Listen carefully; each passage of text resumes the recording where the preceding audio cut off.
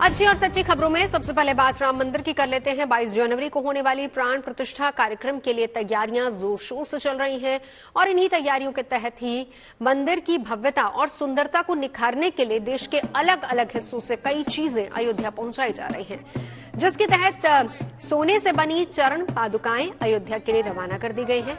1 kilo सोना और 7 kilo चांदी से तैयार इन पादुकाओं को हैदराबाद के चलना श्रीनिवास शास्त्री ने बनाया है और बताया जा रहा है कि ये पादुकाएं प्राण प्रतिष्ठा महोत्सव से पहले 19 जनवरी को अयोध्या पहुंचेंगी और 22 जनवरी को प्राण प्रतिष्ठा के बाद मंदिर में रखा जाएगा।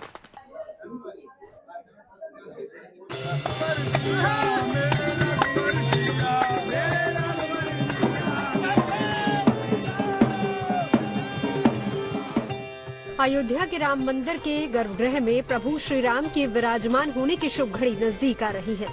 22 जनवरी ही वो तारीख है जिस दिन पूरे ठाठ बाट के साथ मंदिर के गर्भगृह में रामलला विराजेंगे।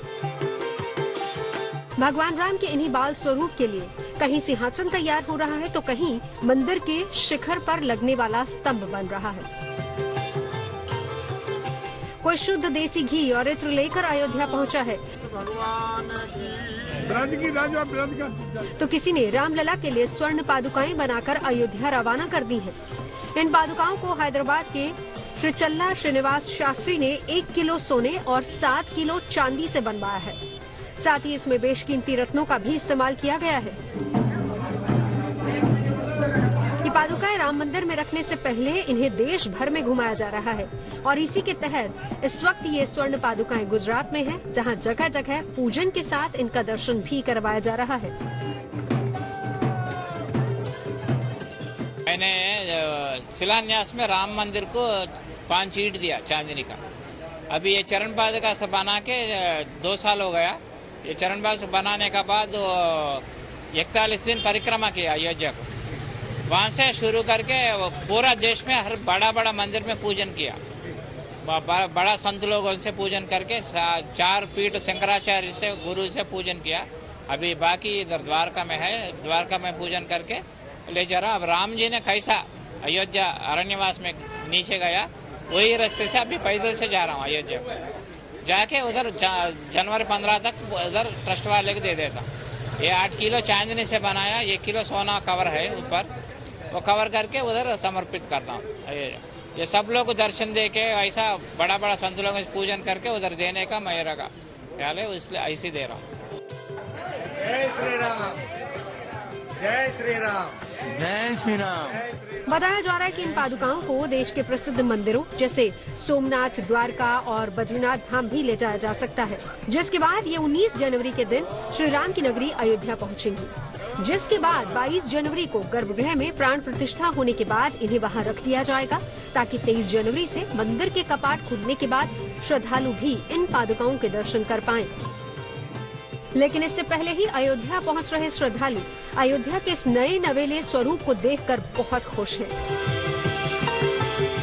बहुत अच्छा लग रहा है, खैर बहुत शानदार लग रहा है। हमने राम मंदिर के दर्शन किए, हाल ही में वो तैयार बना है उसका दर्शन कर लिया, फिर हनुमान गढ़ी का दर्शन किया और बहुत शानदार बहुत अच्छा काम किया है। रामलला का दर्शन करके बहुत अच्छा लगा और जो यहाँ पे जो गेट बना और यहाँ पे जो काम हो रहा है वो बहुत बढ़िया हो रहा है और आगे भी इस तरह का और डेवलप हो। और हम राजस्थान से यहाँ पे जो मुख्य ये हमको अच्छा लगा कि जहाँ यहाँ पे जो पत्थर वगैरह लग रहे हैं वो सब हमारे राजस्थान के हैं और इसलिए हमको बहुत बड़ी खुशी हो रही है।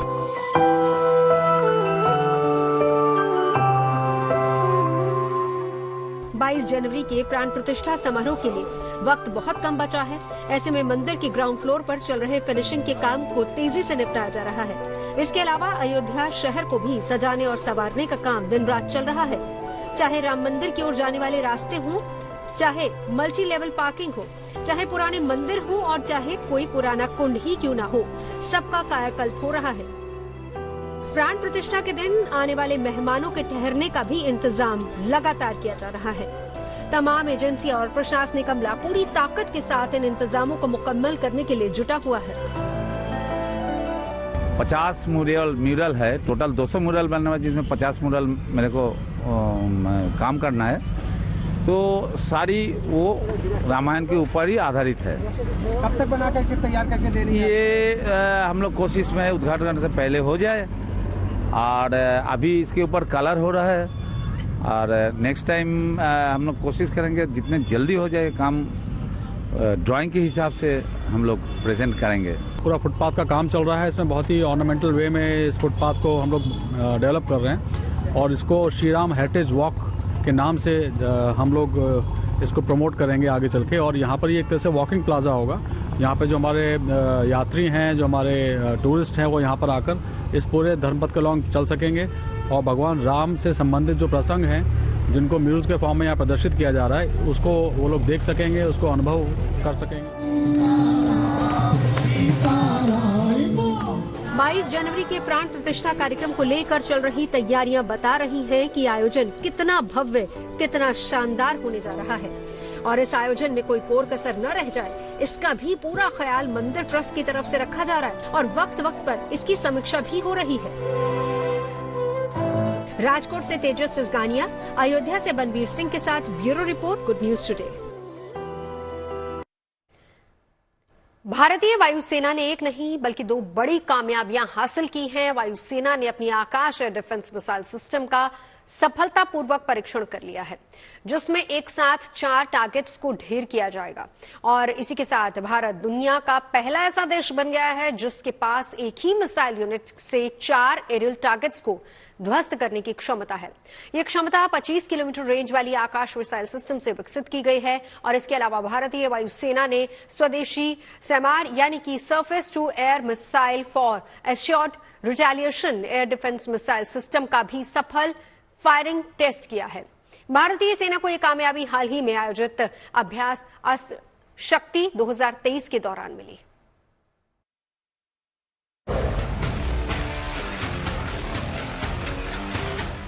रक्षा क्षेत्र में तेजी से आत्मनिर्भर हो रहे भारत ने आसमान में और ऊंची छलांग लगाई है।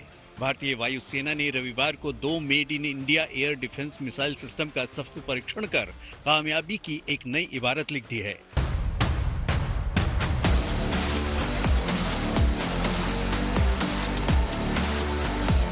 पहली तस्वीर स्वदेशी तकनीक से विकसित आकाश एयर डिफेंस मिसाइल सिस्टम की है और दूसरी स्वदेशी summer air defence missile system की है। पहले बात आकाश की। स्वदेशी आकाश मिसाइल ने बड़ी कामयाबी हासिल करते हुए एक साथ 4 टारगेट को ढेर कर दिया।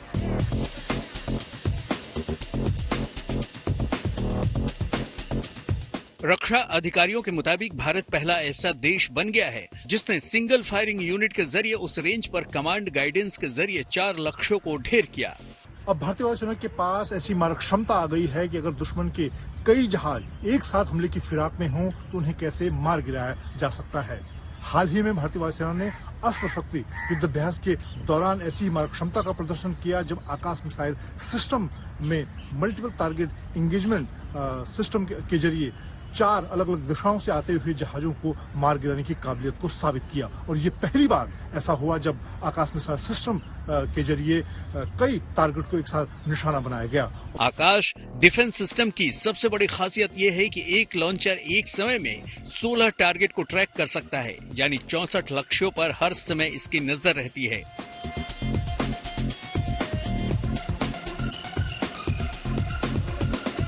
आकाश से एक साथ 12 मिसाइल दागी जा सकती है। ये 2.5 मैक की सुपरसोनिक स्पीड से हमला करती है।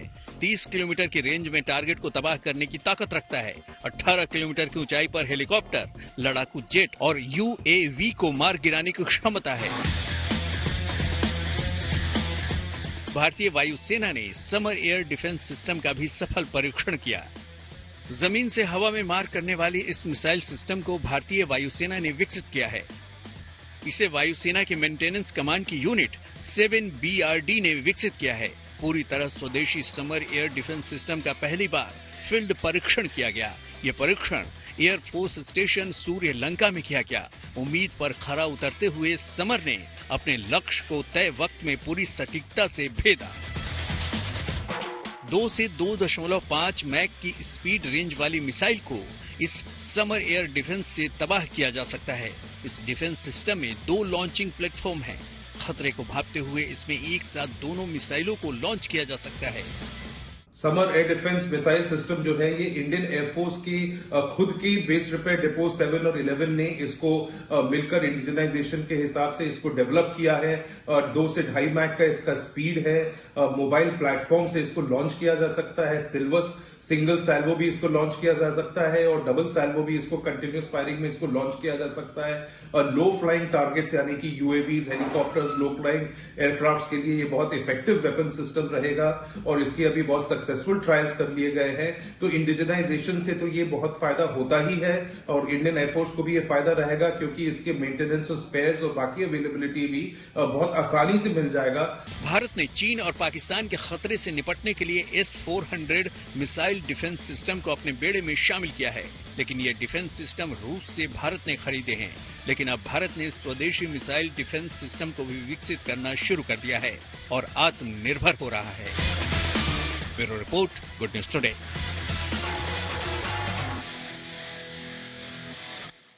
और वहीं वायुसेना को 213 नए फ्लाइट कैडेट्स भी मिल गए हैं। ये कैडेट्स भारतीय वायुसेना की अलग अलग शाखाओं में अपनी सेवाएं देंगे।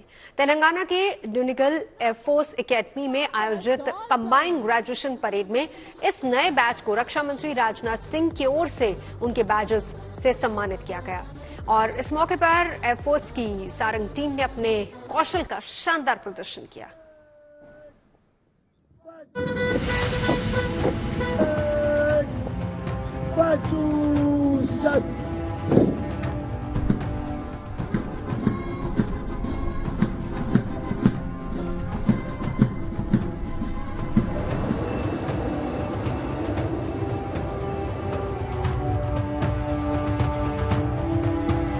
साहस, शौर्य और जांबाजी को बयां करने वाली ये तस्वीरें आई हैं तेलंगाना के डुंडिगल एयरफोर्स एकेडमी से, जहां एक दिन पहले कंबाइंड ग्रेजुएशन परेड का आयोजन किया गया। इस दौरान एक तरफ जहां आसमान में वायुसेना की सारंग टीम ने एक से बढ़कर एक हैरत अंगेज फॉर्मेशन दिखाए, वहीं दूसरी तरफ जमीन पर वायुवीरों ने अपने अनुशासन और रण कौशल का प्रदर्शन लोगों के सामने किया। Ladies and gentlemen, watch out for the team leader who is going to test the precision of drill of its teammates by passing through the tunnel of rotating rifles with bear bayonets.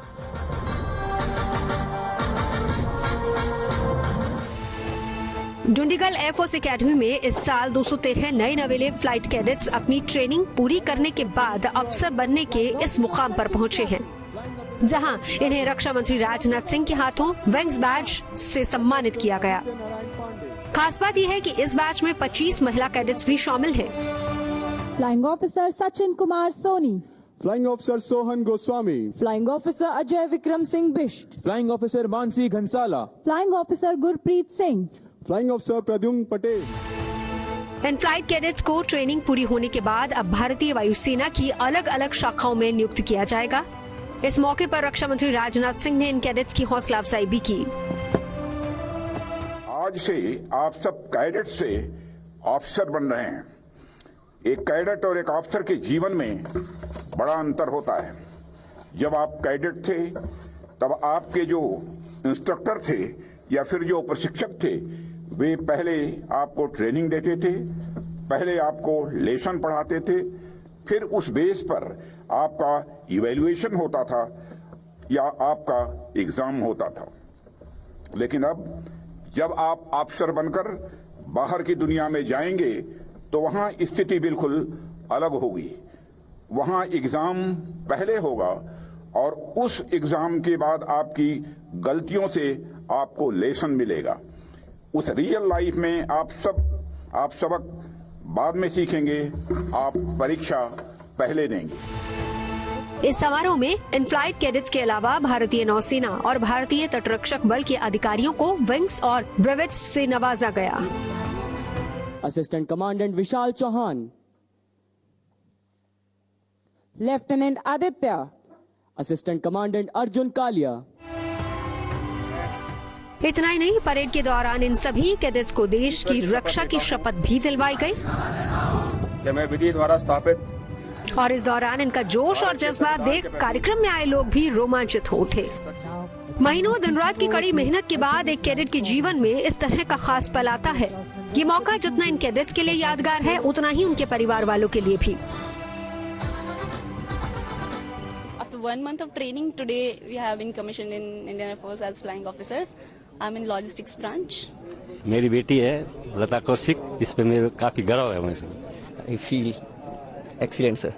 You know, can't express in words. हमारे घर पे ऐसा माहौल था, पहले हमारे grandfather थे, फिर मैं आर्मी में जॉब किया, तो वैसे वैसे जैसे जैसे माहौल बनता गया वैसे वैसे बच्चे को भी थोड़ा पीछे पीछे याद तो पड़ती कि उनको, तो इसीलिए फिर अफसर की जब मिल गई इनको नौकरी। भारतीय सेना की ताकत है उनके ये निर्भीक और निडर जवान, जो राष्ट्र रक्षा की खातिर हर चुनौती से लोहा लेने को हमेशा तैयार रहते हैं ताकि देश को सुरक्षित रखा जा सके।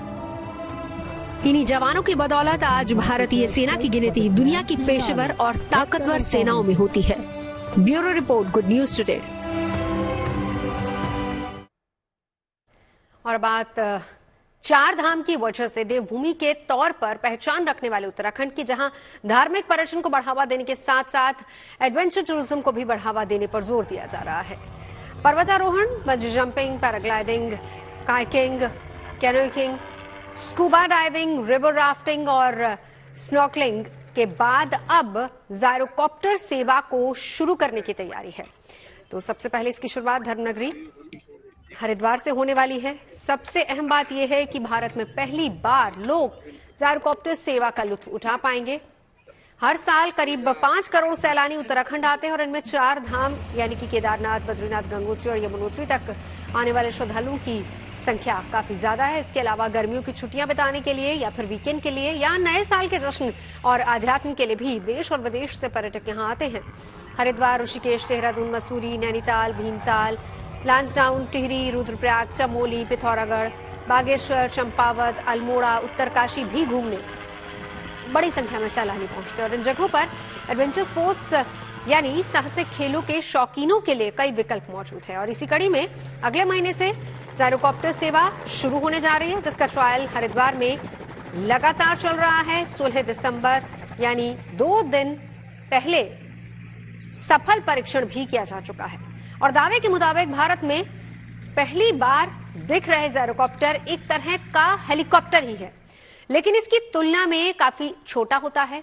जायरोकॉप्टर दाईं बाईं से दोनों ओर से खुल सकता है। इसमें सिर्फ 2 ही सीटें होती हैं, आगे पायलट बैठता है जबकि पीछे वाली सीट यात्री के लिए होती है। छोटा होने के बावजूद इसमें 2 लोग आराम से बैठ सकते हैं। इसमें सिर्फ एक इंजन ही लगा होता है। जायरोकॉप्टर के रोटेटर अपने आप चलते हैं। छोटा होने की वजह से जायरोकॉप्टर बरसात छोड़कर किसी भी मौसम में उड़ान भर सकता है। सुरक्षित उड़ान भरने में इन्हें किसी भी तरह की कोई दिक्कत नहीं आती। अब जाहिर सी बात है, वजन में हल्के होने की वजह से इसे कहीं भी आराम से लैंड भी कराया जा सकता है। जर्मनी से इंपोर्ट किए गए जायरोकॉप्टर को शुरू में सिर्फ और सिर्फ ट्रेन पायलट्स ही उड़ाएंगे और शुरुआती दौर में लाए जा रहे 10 जायरोकॉप्टर एक दिन में 250 से 300 सैलानियों को यात्रा करवा पाएंगे। दरअसल जायरोकॉप्टर्स उत्तराखंड सरकार की एक महत्वाकांक्षी योजना है। राज्य में पर्यटन को बढ़ावा देने के लिए ही इन्हें शुरू किया जा रहा है। जायरोकॉप्टर सेवा को शुरू करने जा रही है उत्तराखंड सरकार। रजस एरोस्पोर्ट्स कंपनी के एमडी मनीष सैनी का कहना है कि करीब 20 से 25 मिनट में 60 किलोमीटर की हवाई सफर तय किया जा सकता है और इसका किराया होगा 5,000 रुपए तक। खबरें सच्ची होनी चाहिए, अच्छी खुद ब खुद लगती हैं। Navjot Randhawa signing off. आप सुनते रहिए गुड न्यूज और देखते रहिए गुड न्यूज टुडे।